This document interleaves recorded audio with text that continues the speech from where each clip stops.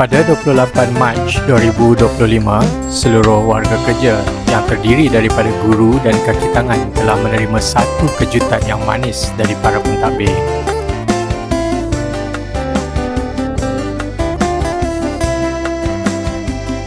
Puan Pengetua dan para pentadbir telah merancang kejutan buat warga kerja FOS yang hadir pada hari akhir persekolahan sebelum cuti raya dengan menyampaikan duit raya kepada semua guru dan kaki tangan. Duit raya ini adalah hasil dari sumbangan para pentadbir dan guru-guru yang dermawan dan ikhlas hati dengan semangat untuk menyemarakkan Syawal 1446 Hijrah.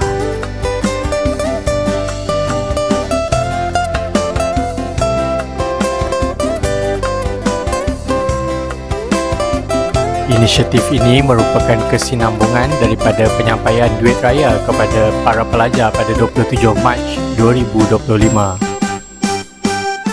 Dengan penyampaian duit raya kepada 124 orang guru dan kaki tangan ini, tidak lain dan tidak bukan, ia menyuburkan rasa kasih sayang dan mengeratkan lagi ukhuwah sesama rakan sekerja di FOS.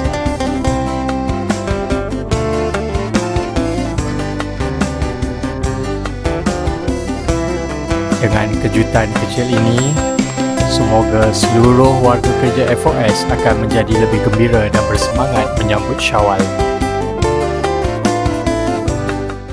Kami, warga kerja SMK Putrajaya Presi 51 ingin mengucapkan